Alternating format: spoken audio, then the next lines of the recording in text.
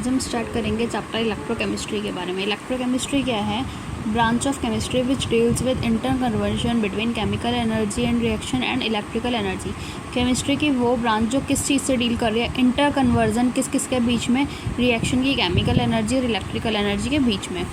अब इसमें आते हैं इलेक्ट्रोलाइट्स। इलेक्ट्रोलाइट्स क्या होते हैं? सॉल्यूशन या सॉल्वेंट जिन एक्वस सॉल्यूशन में या फिर सॉल्वेंट में जाके वो आयंस में टूट जाते हैं, वो हमारे इलेक्ट्रोलाइट्स होते हैं। जैसे कि NaCl टूटता है Na पॉजिटिव और Cl निगेटिव में, वैसे ही फर्दर H2O टूटता है H पॉजिटिव और OH निगेटिव में। ऐसे जो सॉल्यूशन या सॉल्वेंट जो आयोनाइज नहीं होते उनको हम नॉन इलेक्ट्रोलाइट्स कहते हैं, जैसे glucose solution, urea, benzene liquid और कार्बोहाइड्रेट्स।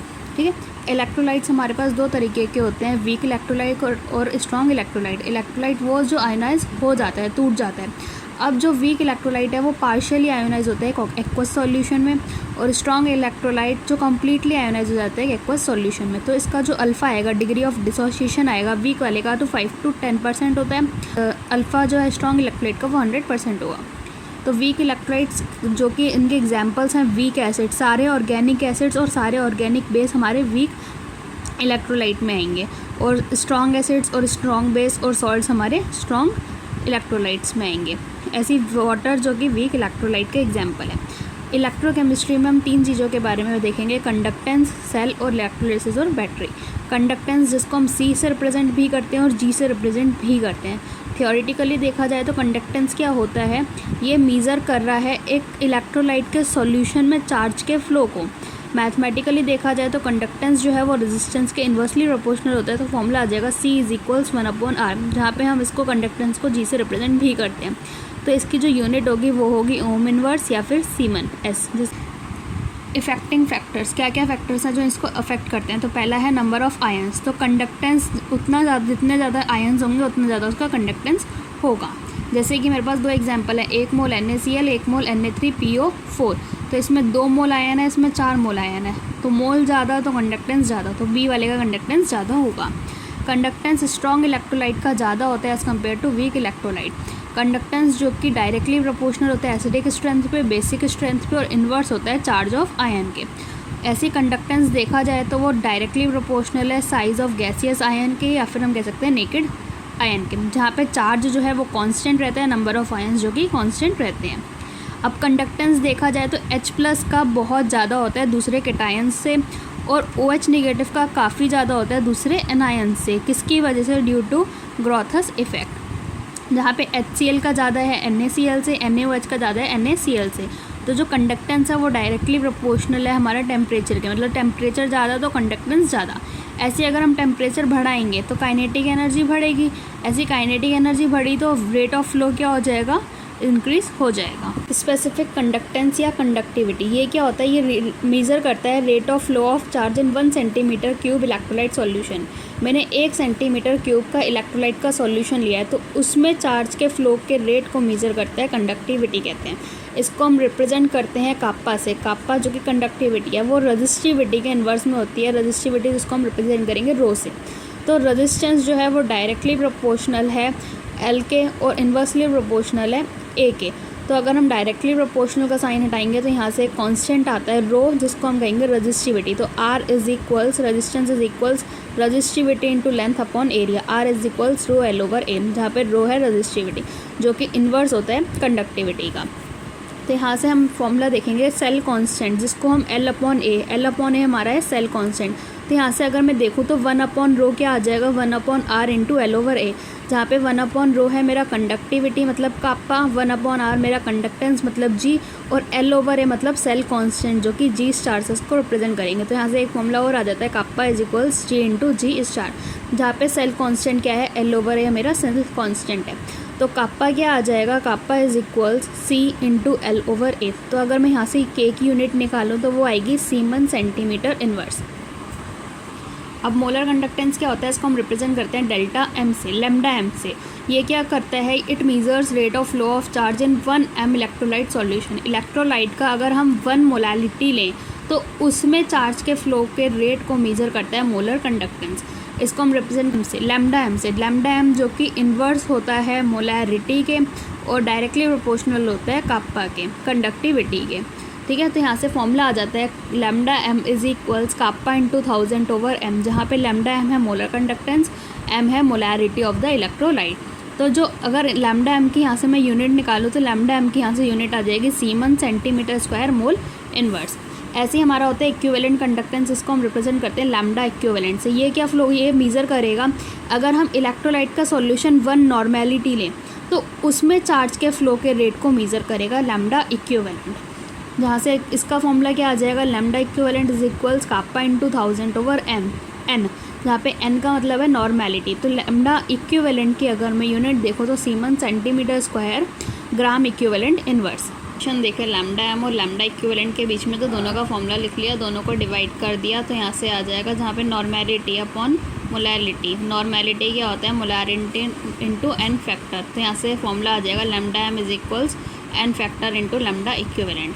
अगर मैं एन फैक्टर निकाल लूँ कैटायन का, तो कैटायन के ऊपर जितना चार्ज होगा वो उसका एन फैक्टर होगा। ऐसे ही सेम एनायन के ऊपर जितना चार्ज होगा वो उसका एन फैक्टर होगा। लेकिन अगर हम सॉल्ट के लिए निकालना चाहें तो सॉल्ट में कैसे निकालते हैं, या फिर टोटल पॉजिटिव चार्ज देख लेते हैं या फिर टोटल निगेटिव चार्ज देख लेते हैं, तो वो उस सॉल्ट का एन फैक्टर आ जाएगा। जैसे NaCl में Na positive plus Cl negative, एक +1 है एक -1 है, तो एन फैक्टर यहाँ पे 1।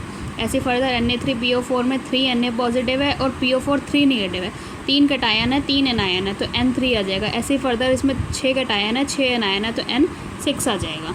कंडक्टेंस लैम्डा एम और लैम्डा इक्विवेलेंट इंक्रीज़ होता है अगर मैं डाइल्यूशन कराऊँ तो, और डाइल्यूशन करा रही हूँ मतलब उसमें मैं पानी की मात्रा ज़्यादा कर रही हूँ, सॉल्वेंट बढ़ाती जा रही हूँ, तो कंसनट्रेशन क्या होता जाएगा, कम होता जाएगा। लेकिन कंडक्टिविटी और स्पेसिफिक कंडक्टेंस जो होता है वो डिक्रीज़ करता है ऑन इंक्रीजिंग डाइल्यूशन, और डाइल्यूशन इंक्रीज़ हुआ तो कंसनट्रेशन क्या हो जाएगी, कम हो जाएगी। इसका रीज़न क्या है, अगर नंबर ऑफ़ आयंस कम हो रहे हैं 1 सेंटीमीटर वॉल्यूम में तो कंडक्टिविटी भी क्या होगी, साथ में कम होगी। अगर मैं डाइल्यूशन का इफेक्ट देखूं, डाइल्यूशन का इफेक्ट क्या होगा ऑन एडिशन ऑफ सॉल्वेंट। अगर मैं सॉल्वेंट को बढ़ाती जा रही हूँ तो उसका मतलब क्या है, मैं डाइल्यूशन कर रही हूँ। तो कंसनट्रेशन क्या होती है मेरी, मोल पर वॉल्यूम, मोल पर वॉल्यूम होती है कंसनट्रेशन। तो मोलैरिटी क्या होती है, mole upon volume. Lambda equivalent क्या होता है, काप्पा इंटू 1000 ओवर एम, और लैम्डा इक्विवेलेंट होता है काप्पा इंटू 1000 ओवर एन।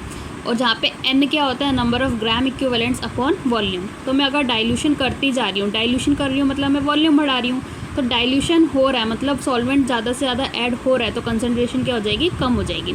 तो lambda equivalent lambda M increase होता है डाइल्यूशन करने पे ऑन कंडक्टेंस, और कंडक्टेंस क्या होगा, इंक्रीज़ होगा ऑन इंक्रीजिंग डाइल्यूशन, और डाइल्यूशन बढ़ाने पे कंडक्टेंस भी क्या होगा, इंक्रीज़ करेगा। इसका रीज़न क्या है, जैसे हमने एक फॉर्मूला पढ़ा है अल्फ़ा, डिग्री ऑफ डिसोसिएशन या एसोसिएशन का, alpha is equals √Ka over C।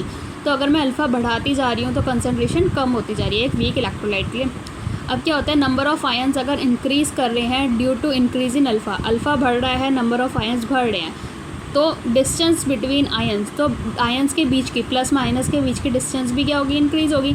अब जैसे प्लस माइनस के बीच की डिस्टेंस अगर इंक्रीज़ हो रही है तो उनका जो अट्रैक्शन फोर्स होगा वो क्या होगा, दूर दूर जा रहे हैं तो दूर दूर जा रहे हैं तो अट्रैक्शन फोर्स वीक हो जाएगा।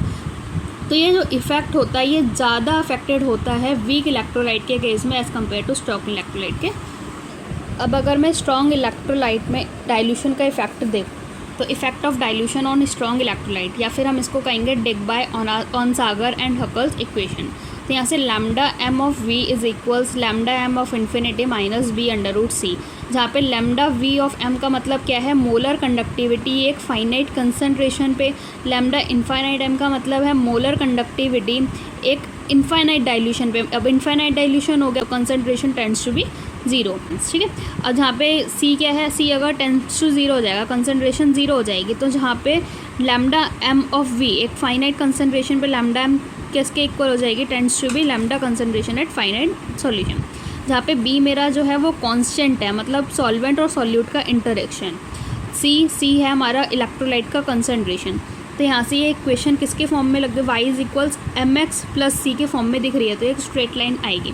जैसे कि अगर हम एग्जांपल देखें NaCl और KCl का, तो ये एक NaCl का है, ये KCl का है, लैम्डा नॉट एम ऑफ और √V का ग्राफ। ये देखूँ ये चीज़ जो है ये है मेरा एट फाइनाइट सॉल्यूशन, ये है एट इनफाइनाइट सॉल्यूशन, और ये जो आएगा ये मेरा स्लोप आएगा जो कि -B है।